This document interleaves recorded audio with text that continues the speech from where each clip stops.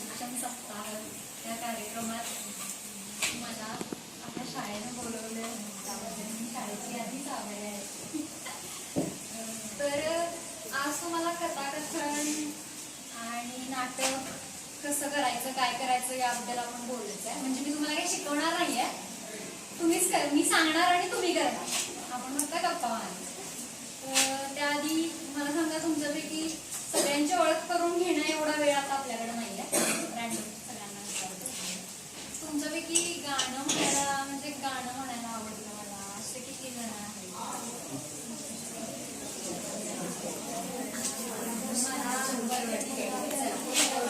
बोलायचं नाही, माझ्यावर बोलायचं, तुमच्यात नाही बोलायचं.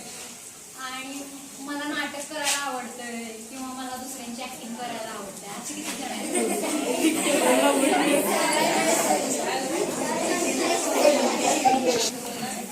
बाकी तुम्हाला काही क्रिकेट खेळायला आवडतंय ते सगळं असेल.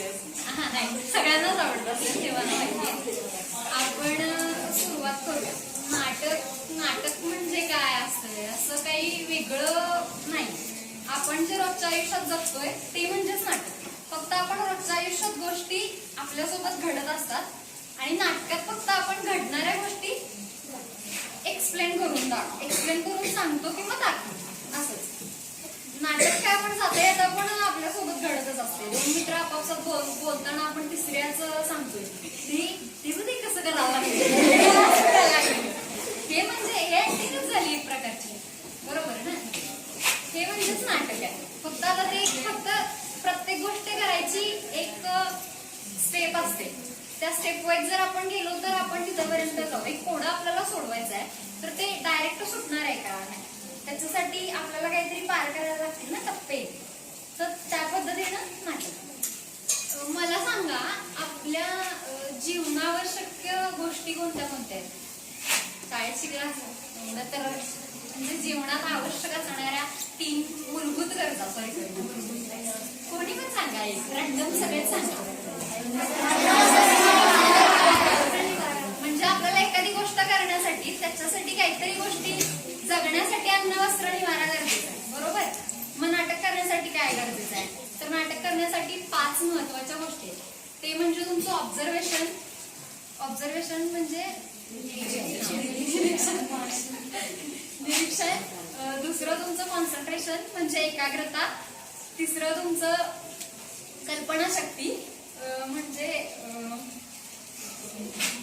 इमॅजिनेशन, ग्रास्पिंग पॉवर आणि तुमचा आवाज.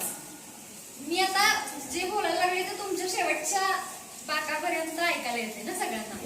मी जर असं म्हणतो, जर आता तुम्हाला जे काही सांगणार नाटक असं करायला पाहिजे बरं का, सगळ्यांनी लक्षात कळणार आहे का?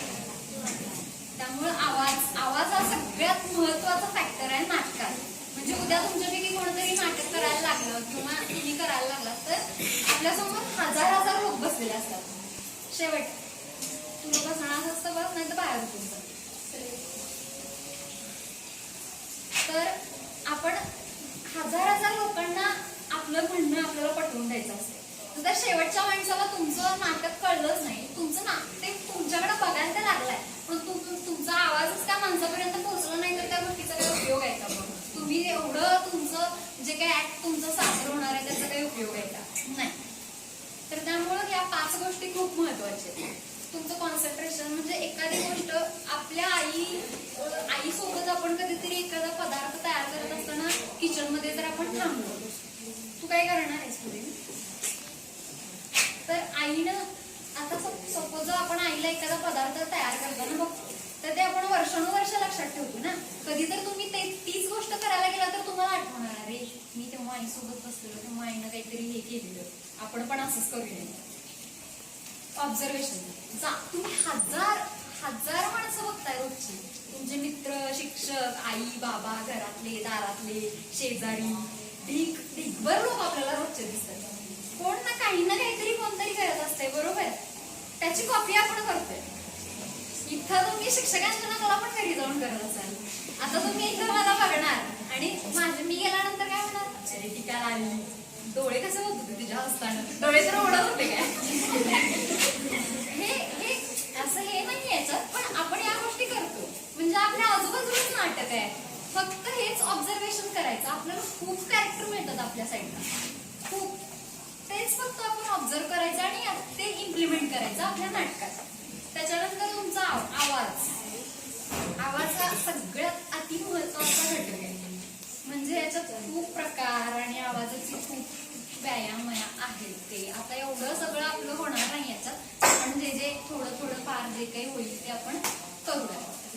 नाटकात प्रामुख्याने 9 रस. रस म्हणजे प्यायचे ज्यूस नाही, रस म्हणजे 9 रस असतात आपल्याकडं.